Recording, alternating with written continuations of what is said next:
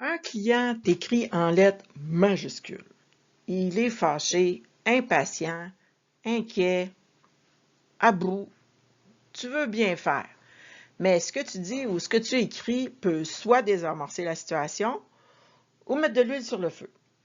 Aujourd'hui, on va voir 5 phrases qu'on dit presque tous sans y penser et surtout quoi dire à la place pour ramener le calme et garder une bonne relation avec notre client. Dans cette capsule, tu vas apprendre quoi ne pas dire à un client stressé, pourquoi ces phrases-là empirent la situation, parce que c'est important de comprendre, et comment les remplacer dans des formules qui rassurent et maintiennent ton professionnalisme. Tu vas repartir avec des mots à utiliser dès ta prochaine interaction tendue. Je suis Emmanuelle Quentin, fondatrice d'Emma Coaching et j'aide les pros du service client, de la vente et les entrepreneurs à mieux gérer leurs échanges avec leurs clients, même les plus stressants ou exigeants. Chaque semaine, ici, je t'aide à créer des relations clients saines, durables et alignées avec qui tu es, ce qui est le plus important selon moi. Si tu veux plus d'outils concrets comme celui d'aujourd'hui, abonne-toi à ma chaîne YouTube. Alors, phrase 1. Calmez-vous. Pourquoi il faut éviter de dire ça? Même si tu dis gentiment, calmez-vous, monsieur le client, cette phrase-là là, va créer de la résistance immédiatement. Ce que le client entend, c'est tu n'as pas le droit d'être fâché. Ça ferme la communication au lieu de l'ouvrir. Tu peux dire à la place, je vois que c'est une situation frustrante pour vous, monsieur le client. Ou encore mieux, je comprends que ça crée du stress. Tu valides son émotion, ce que tu perçois, puis tu ne cherches pas à la bloquer. Phrase numéro 2. C'est pas si grave. Bon, je le dis peut-être pas de la bonne façon, mais c'est pas si grave que ça, monsieur le client. Pourquoi c'est à éviter? Ce qui n'est pas si grave pour toi peut être très important pour lui. En disant ça, tu banalises ce qu'il vit et tu risques de le faire sentir incompris. Ce que tu peux dire, merci de m'en avoir parlé. Je comprends que c'est important pour vous, monsieur le client. Fait que là, ce que tu fais, c'est que tu mets la relation en priorité avant ton opinion ou ton point de vue. Phrase 3. C'est pas ma faute. Et ça, on l'entend souvent. Tu dois l'éviter, même si c'est vrai. Le dire, là, ça rejette le problème ailleurs. Et le client se sent abandonné dans sa frustration. Ce qui serait bon de dire, c'est je vais voir ce que je peux faire pour vous, un grand incontournable. Laissez-moi quelques instants pour chercher une solution. Fait que ce que ça fait, c'est que tu ne prends pas la faute, mais tu en prends la responsabilité. Dans le sens que tu veux arriver à résoudre le problème. Numéro 4.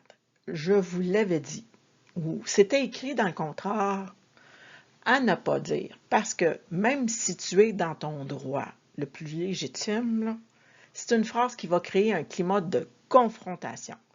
Ça va renforcer l'écart entre toi et ton client au lieu de rétablir un lien. Ce que tu pourrais dire, c'est « Permettez-moi de vous rappeler comment ça fonctionne. » Puis là, on réutilise des mots, on simplifie.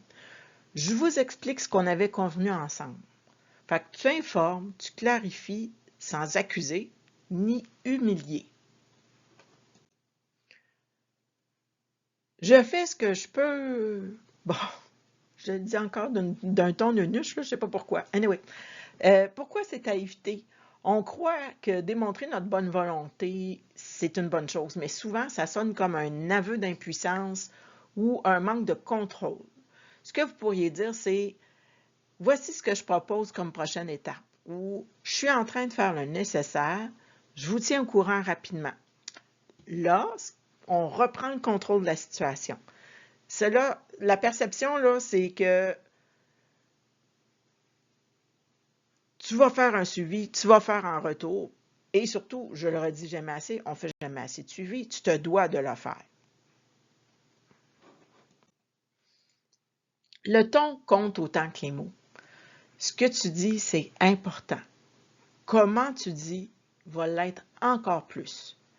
Le ton de voix, ton rythme, ton calme vont influencer la perception du client. Même une phrase neutre qui est dite sous tension peut sonner comme une attaque. Fait que, simple, on prend une grande respiration abdominale là, à partir du ventre, on ralentit notre débit, on regarde le client dans les yeux. On ne gère pas juste les mots, là.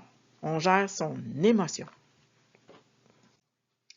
Alors, si tu veux désamorcer un client stressé, évite les phrases qui vont minimiser, culpabiliser ou couper la communication. Privilégie des réponses qui valident, rassurent, redonnent un cadre clair.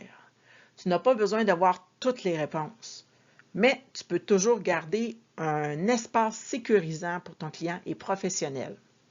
Alors, dis-moi en commentaire, quelle phrase te revient souvent quand un client est stressé? Ou quelle formule de la vidéo tu veux tester dans ta prochaine interaction? Parce que c'est tout le temps, tu peux tester ça dès maintenant. Et si ce contenu t'aide à mieux gérer tes échanges clients, ben, pense à t'abonner à ma chaîne. Pour aller plus loin, j'ai préparé un guide gratuit, 4 compétences et 10 phrases clés pour transformer tes ventes et ton service client. Je dis toujours améliorer, mais c'est pas vrai. Le lien est dans la descriptive de cette vidéo-là. Et si tu as parfois l'impression que certains clients te testent, te drainent ou te déstabilisent, je t'invite à mon atelier gratuit, Clients difficiles, les comprendre, les aimer et les gérer sans stress. Tu vas repartir avec des outils concrets, applicables et surtout respectueux de toi. À bientôt!